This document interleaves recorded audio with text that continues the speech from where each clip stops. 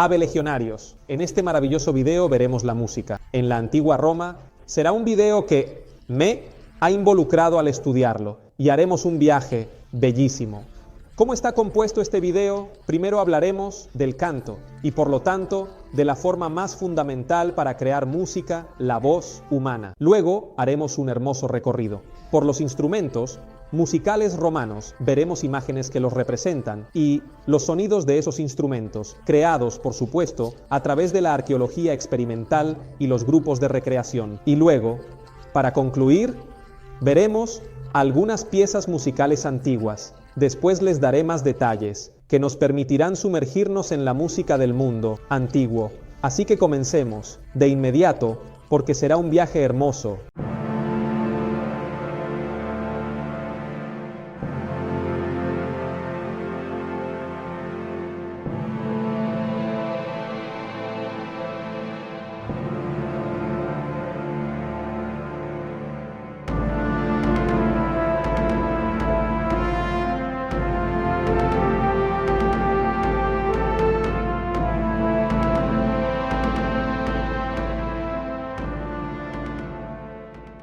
Nuestro viaje debe comenzar, por supuesto, por el primer instrumento musical del ser. Entonces, en realidad, la música romana, en el período monárquico, a menudo utilizaba la voz. Especialmente, se realizaban coros, es decir, el canto coral. ¿Y esto por qué se hacía? El primer motivo era, obviamente, el motivo religioso. Muy a menudo se realizaban coros cantados en honor a esta o aquella divinidad, y este era uno de los momentos más importantes y sagrados en los que se utilizaba la voz. Luego, otra motivación por la que se reunían a cantar eran los relatos épicos, es decir, se hacían cantos para celebrar la grandeza de Roma, para conmemorar las grandes victorias en los campos de batalla, o para honrar a los primeros generales que habían logrado éxitos militares. Por lo tanto, el canto y estos cantos corales sobre los generales victoriosos eran una forma de manifestar y celebrar la grandeza de Roma. También permitían difundir información, sentir una comunidad, y por lo tanto eran cantos muy importantes. Y luego, por supuesto, aunque triste, un tercer tipo de canto eran los cantos fúnebres. Los romanos tenían una concepción del funeral diferente a la nuestra. El funeral era casi un espectáculo, una exhibición de poder del difunto y de su familia. Así que ya desde la época monárquica existían, aunque tenemos poca información, existían cantos fúnebres, y este era otro momento en el que los romanos cantaban y creaban canciones. Luego, por supuesto, el canto estaba presente en la casa, en los hogares, en la vida cotidiana, en las familias, donde, por supuesto, las madres dormían a los niños. Se cantaba para divertirse, se hacían pequeñas canciones satíricas divertidas, que son las canciones de una vida de campo, de una vida rural, porque Roma nace así. Por lo tanto, vemos que el canto coral es la principal forma de uso de la voz en el periodo monárquico y también en el primer republicano. Luego, obviamente, en el periodo republicano y luego imperial, Roma se expande, por lo que podemos decir que a estos coros que permanecen se añaden otras ocasiones. Uno de los motivos fundamentales de las ocasiones en las que había coros eran los espectáculos. Cuando, obviamente, había espectáculos de gladiadores, cuando había carreras de vigas, o también había momentos de celebración siempre por motivos religiosos. Entonces, los romanos creaban todo un conjunto de cantos. Y eran cantos importantes. Había coros, muy numerosos, con cientos de instrumentos de viento y de percusión, es decir, los romanos realmente amaban crear grandes manifestaciones artísticas, corales y musicales, formaba parte de su cultura. Y entonces, de hecho, cuando vemos esas escenas de las películas en las que vemos los grandes desfiles con, no sé, cientos de tubos en lugar de los grandes cantos, de hecho eso podría haber sido una realidad romana. Obviamente, a lo largo del tiempo, hay cantos particulares. Por ejemplo, uno de estos es el pantomimus, de donde luego hoy decimos pantomima, ¿no? Entonces, hoy en día decimos pantomima en un término despectivo, como alguien que se comporta afectada o que hace escenas fuera de lugar, pero en realidad Pantomimus es una forma bellísima de expresión romana. Se contaba una historia, un acontecimiento, una leyenda, una batalla, con una exhibición artística de cierto tipo. Había cantos que incluso los mismos intérpretes cantaban, había instrumentos musicales que acompañaban y había una danza que subrayaba con el movimiento toda la narración. Aquí está el pantomimus, y era uno de los métodos fundamentales durante los cuales los romanos utilizaban la voz, el canto y también los instrumentos. Otro momento en el que los romanos usaban el canto eran los llamados fesceninos. ¿Qué eran los fesceninos? Los fescenini eran también cantos que se realizaban, principalmente relacionados con el mundo de la tierra. Eran cantos con los que a menudo se ahuyentaba el mal de ojo de las cosechas y eran utilizados por los ciudadanos, por los agricultores, en todo el ámbito rural. Así, los fescenini eran una forma de canto muy difundida entre el pueblo romano y debemos tenerlo en cuenta, ya que encarna el espíritu rural de los romanos. Otra cosa eran las atelanas. Las atelanas eran realmente pequeños relatos cantados, siempre en el mundo rural, y también eran pequeñas exhibiciones teatrales. Muy a menudo se usaban máscaras para representar una deidad o un personaje satírico, un personaje famoso. Aquí las atellanas pueden recordar nuestros cantos campesinos y también formaban parte de la manera en que los romanos utilizaban la voz. Aquí, todas estas expresiones que les he contado, que son los momentos en que los romanos cantaban. Luego, a lo largo del tiempo, hacen algo importante. Estas expresiones de canto, corales, influyen en las provincias que conquistan y son influenciadas por las provincias conquistadas. Hay un intercambio. Estos cantos alcanzaban las nuevas provincias que los romanos dominaban, pero también los cantos propios de las provincias conquistadas eran absorbidos por la cultura romana. Entonces voy en orden, como un podio. En primer lugar estaban los cantos del norte de África, que a menudo entraban en el imaginario común, se cantaban, se retomaban. Luego estaban los cantos de las Galias, por lo que los celtas seguramente habrán importado al mundo romano canciones que luego se hicieron populares. Luego estaba el mundo de Asia Menor, que tenía una grandísima tradición de canciones y seguramente Asia Menor también habrá aportado innovaciones en las canciones, en el canto romano. Y luego, en primer lugar, Grecia. Grecia ha sido extremadamente importante para la música romana, porque ¿qué hizo Grecia? Ha dado a los romanos modelos. No tenemos certeza de cómo escribían las notas. Hay muchas cosas que no sabemos en absoluto. Sin embargo, los estudios más precisos confirman que, con una probabilidad extrema, los romanos podrían haber tomado muchos modelos del mundo griego, podrían haber afinado sus notas según el modelo griego y utilizado la estructura de la canción que era propia del mundo griego. Por lo tanto, los griegos son importantes porque, al igual que en otros aspectos, como el arte y la escultura, los griegos y los romanos han proporcionado los modelos de canciones que, sin duda, se convirtieron en estándares que luego los romanos siguieron y también personalizaron.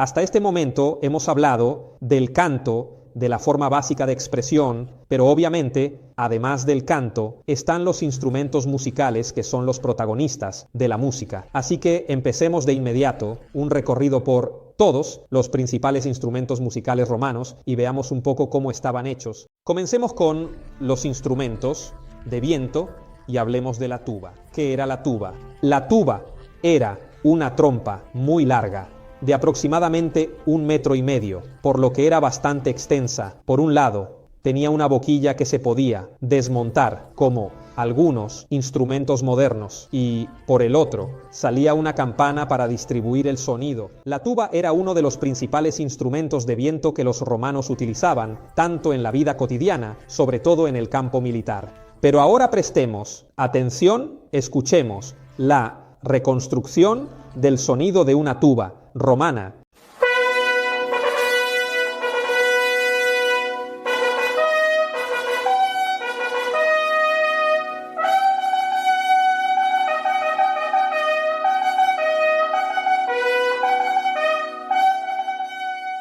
Y este era la tuba. ¿Ven qué sonido maravilloso? Eran sonidos muy simples, pero de todos modos, recuerdan algunas de nuestras melodías, ¿no? Un segundo instrumento. Era, en cambio, el cornu. Entonces, el cornu era una trompeta, aún más larga, que hacía un giro sobre sí misma.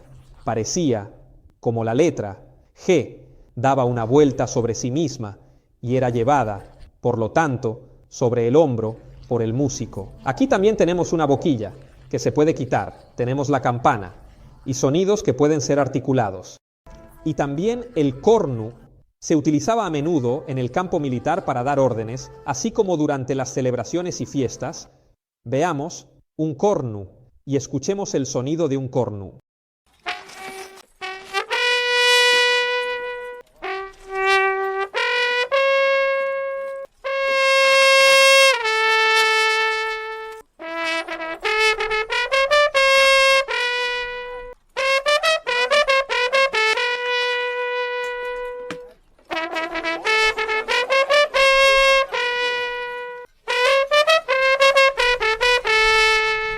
Veamos ahora otro instrumento también de viento que sería la tibia. La tibia estaría a medio camino entre la flauta y el clarinete, incluso en cuanto a dimensiones. Tenía una lengüeta que vibraba, por lo tanto, una lengüeta simple, una serie de orificios para articular las diversas notas y luego una pequeña campanita de la que salían las sonoridades. La tibia era uno de los instrumentos más simples de utilizar, ¿no? La producción era bastante sencilla, sin embargo, esto es muy fascinante. La tibia era particular, porque no se tocaba sola, sino que siempre se tocaba, o casi siempre, en pareja. Entonces tomabas una tibia con una mano, la otra tibia con la otra mano, las ponías simultáneamente en la boca y tocabas ambas tibias al mismo tiempo, generando así un sonido doble, que es muy fuerte, característico y envolvente. Y tocar la tibia. Más bien las tibias en este punto no era nada fácil. ¿Por qué? Porque para tocar la tibia era necesario generar un sonido continuo, es decir, un sonido continuo, sin pausas. Y para hacer esto había que tener la llamada respiración cíclica, es decir, aprender esencialmente mientras se emite el sonido y se expulsa un aire largo. Había que aprender al mismo tiempo a respirar, a tomar aire de nuevo para no interrumpirse nunca.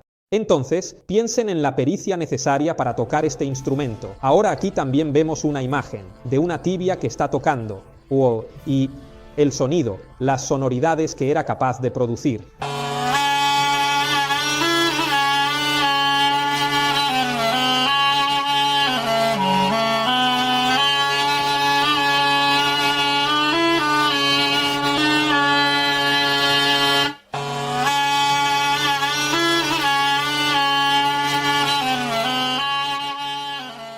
Pasemos ahora los instrumentos de cuerda. Uno de los primeros instrumentos era la lira, un nombre que habrán escuchado, la lira. Aquí las imágenes siempre nos ayudan, es como estaba hecha.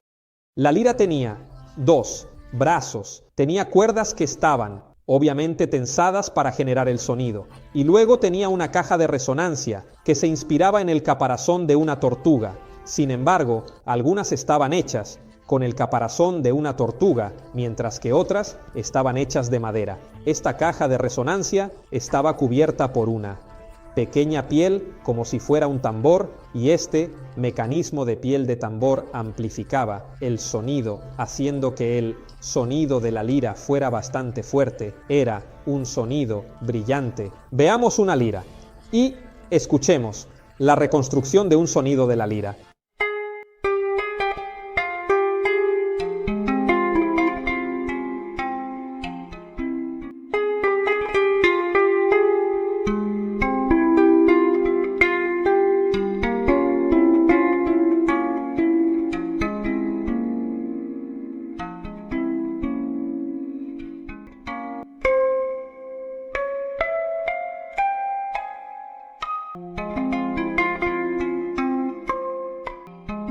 Sin embargo, la lira tenía, en realidad, un defecto, dado que el sonido estaba garantizado por esta piel, tipo tambor. En el momento en que había humedad, el sonido se atenuaba, por lo que era un instrumento un poco para principiantes, un poco amateur. Otro instrumento de profesionales era la cetra, y por supuesto este también es un nombre que todos conocerán. ¿Qué tenía la cetra? La estructura era bastante similar, solo que la caja de resonancia estaba hecha de madera, sin ninguna piel, por lo que en cualquier condición de humedad, la cetra funcionaba y tenía un sonido maravilloso. Escuchemos el sonido de la cetra, escuchemos él.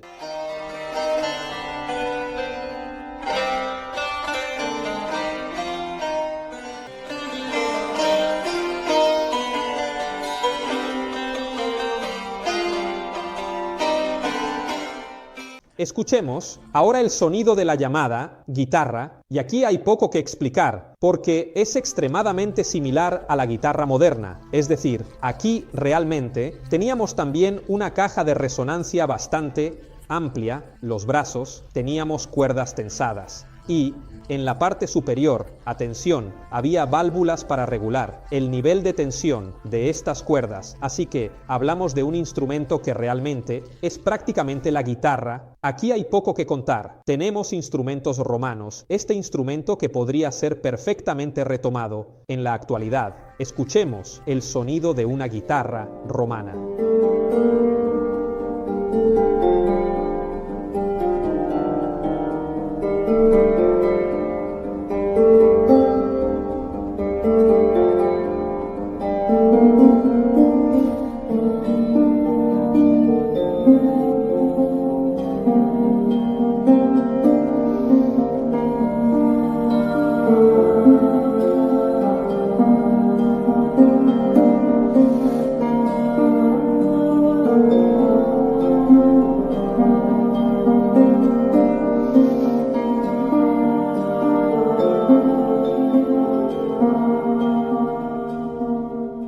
Y ahora, en cambio, vamos a descubrir un instrumento magnífico, que sería el órgano. Todos podrían pensar que el órgano, en el imaginario, es un instrumento medieval.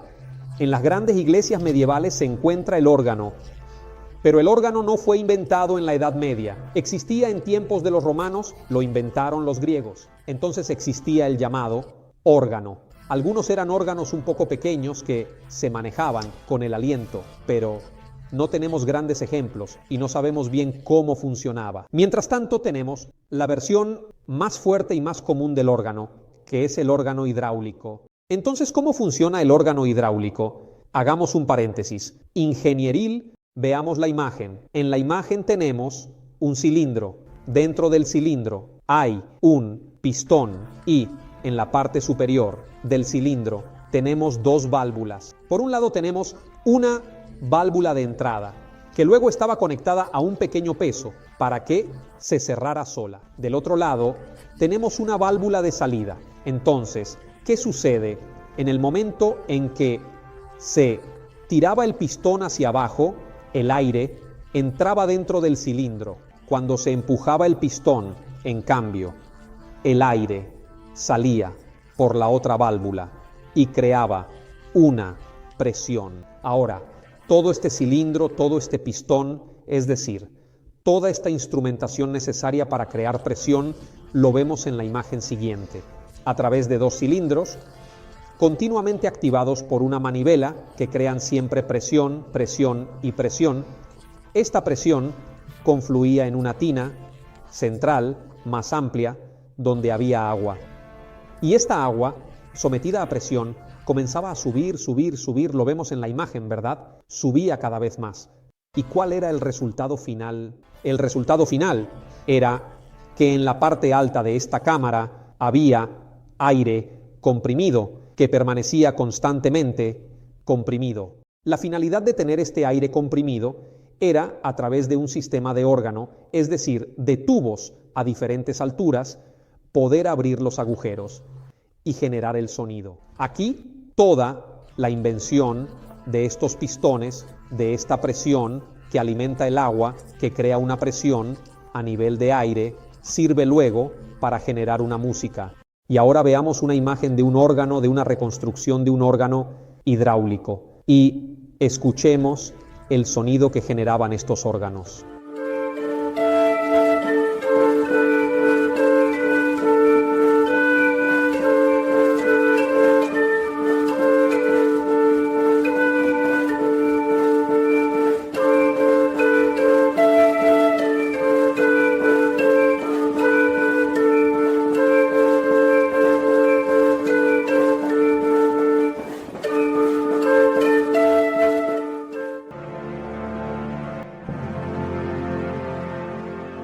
Ahora hablemos de la música, es decir, concluyamos con canciones de la antigua Roma.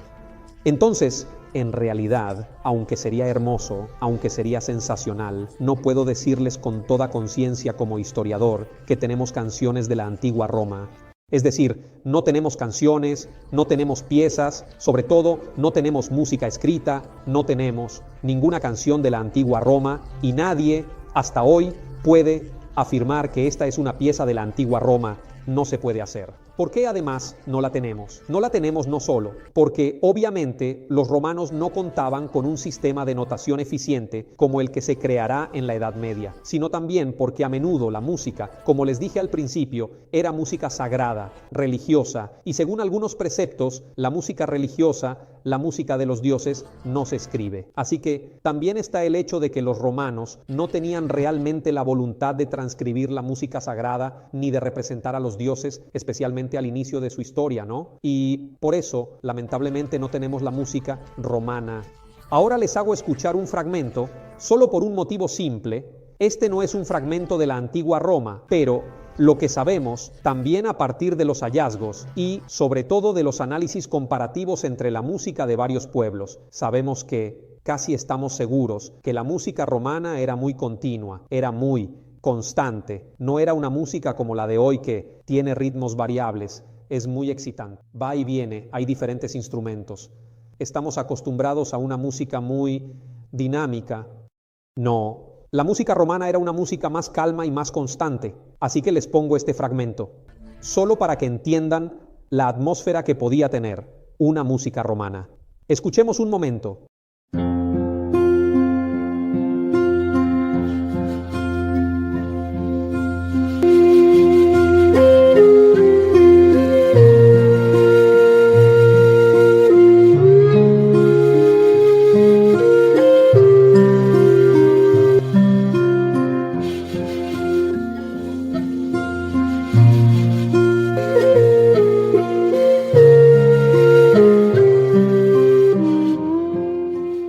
Entonces ahora, después de este ejemplo, lo repito, no es una canción romana, es un ejemplo. En cambio tenemos otra canción. Lo que quería incluir en el video, quería poner en esta explicación, así que me tomo una licencia poética, digamos así, y me salgo un momento de la historia romana. Tenemos una canción de la antigua Grecia. Les he explicado antes que Grecia a menudo es una fuente de inspiración para la música romana y proporciona modelos a la música romana.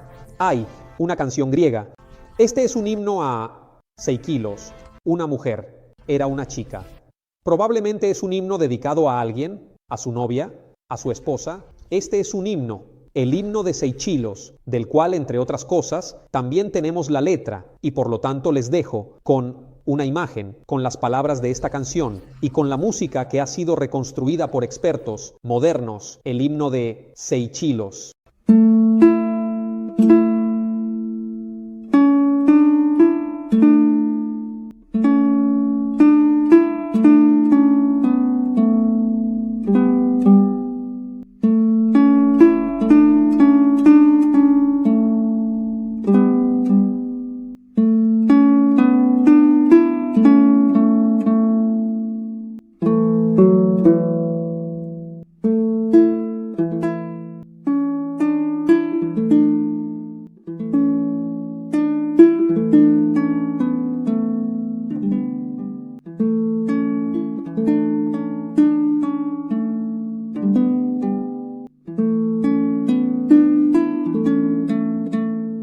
Realmente algo maravilloso, es decir, esta es realmente una canción y es una pieza de la antigua Grecia. Entonces, Como última cosa, quiero ponerles una canción aún más antigua, mucho más antigua. Entonces este es el himno de Urrán, del 1400 a.C. encontrado en Siria. Sin embargo, han encontrado una piedra con algunas notas escritas y unos expertos han logrado recrear, aunque no con una precisión total, al menos la estructura fundamental de la canción. Así que cerramos esta revisión con la canción más antigua y la música más antigua, el fragmento más antiguo que conocemos de la historia de la humanidad.